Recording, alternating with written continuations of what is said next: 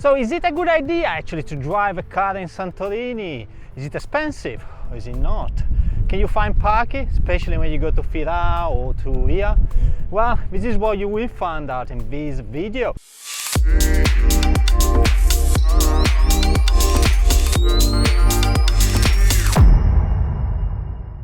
And what about the driving license you need in Greece and more specifically in Santorini? Well, you need to have a European or international driving license to rent a car. You may be lucky and a few rental companies can give it to you even if you have a British, American or Australian driving license. But then you may have a problem in case of accidents because insurance may not pay. So it's huge pain in the ass, to be honest with you. So just do this international driving license in case you are from outside of Europe. It costs only $20–25. I'm gonna put actually a link into the video description so you can check it out, apply for that. It takes only a few days.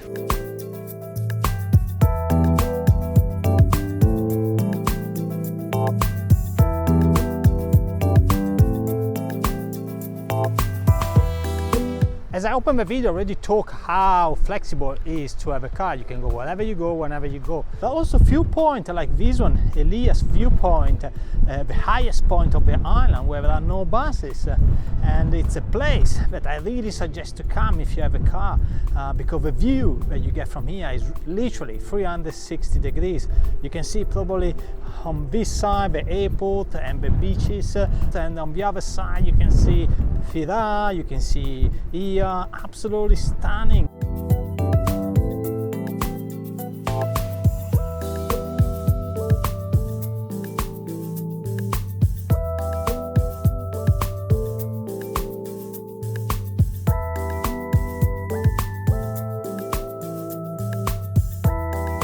There are car rentals companies pretty much every second corner in Santorini. Personally, I usually book through a website that compares the fares for most of these local and international car rentals, providing the best deal at the moment.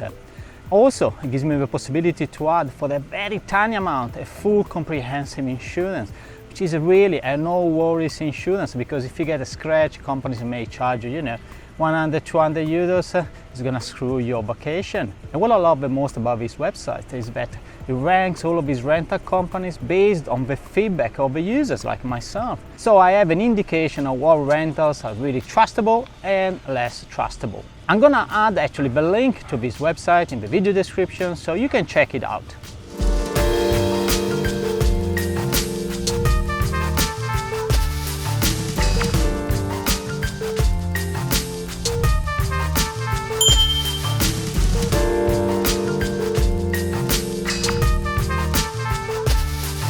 Seat belts in Greece are compulsory, only the front seat, can you believe it?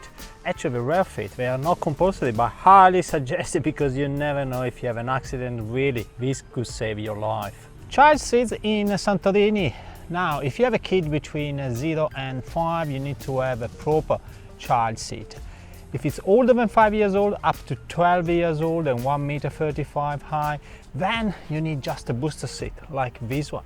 If you rent the car for just a couple of days, honestly, just include it into your rent. But if you plan to rent a car maybe for 1 or 2 weeks, probably it's less expensive to take one directly from your own country.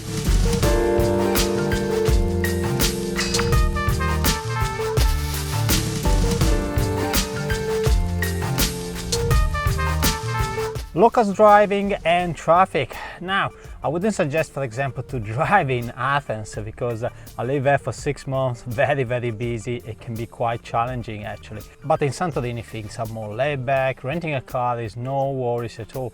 Once you don't venture inside here and of course at Fira, then usually the traffic is very low. So from this point of view, I highly suggest renting a car because it's gonna be much cheaper actually than taking a taxi. Consider that renting a car for 1 day is actually as expensive as a taxi drive from Fira to the airport.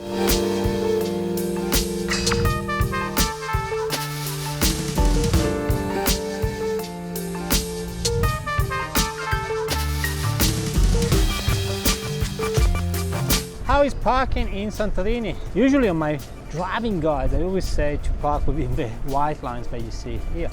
But It's very rare to find them in Santorini. In fact, people park literally everywhere, like you see here on my back.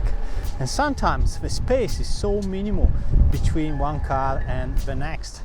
One thing I tell you, don't park where you see yellow lines or orange lines, because that's absolutely a no-go place. And also, don't park in the private parking of other resorts, because your car will be taken away. And one big advice, don't be tempted to park like the locals. You see this guy there with the car. He went in on this street where he couldn't go, and then he parked the car there, was no parking. But obviously, he's a local, he lives there. Somehow I think they know him. So you shouldn't park like the locals, simply because you're not a local. So you can find a wide area of parking in Fira, in Merovigli, we've been to Akrotiri, no worries at all. But for here, it's a bit different, because here for sunset, most of the island gathers for drinks.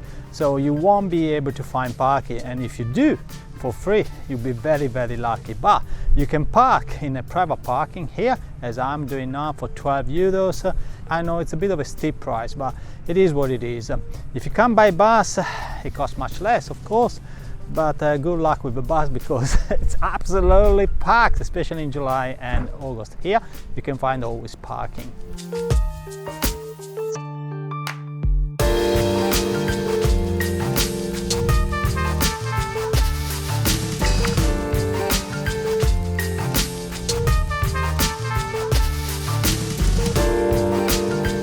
An important tip here, never leave anything of the value inside the car that people can sit, like a mobile here on the back seat, for example, or even a bag, you know, because people may think that there is inside something valuable, like a wallet or a camera, for example. So leave all of this stuff in the back if you really have to leave it in the car, because if people don't see that, then usually there is no problem at all.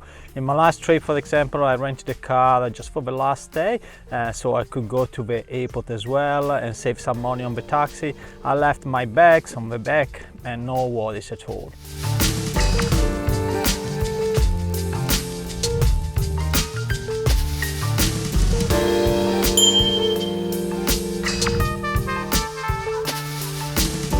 And what about the speed limits in Santorini? Well, the only road that you can drive a little bit faster is the road that follows the east coast, and that's where you will find a 70 km/h speed limit.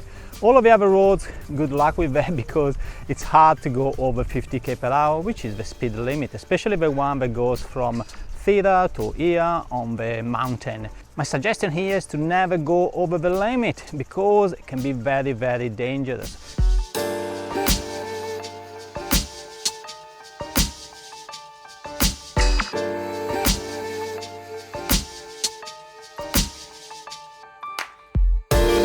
And how is it with a petrol station? Well, very easy. There are plenty of them, and you can look for them into Google Maps and just put petrol stations. Cost of the petrol is slightly higher than mainland Greece, about 10% probably higher. And all of the petrol stations are serviced, which means you just ask for how much you want and they're gonna put it in. It's important when you rent a car to give it back with the same petrol that you had it. Otherwise, we're gonna charge you much more than the normal cost of the petrol, because it is also the service and so on and so forth. So it's not worth it, honestly.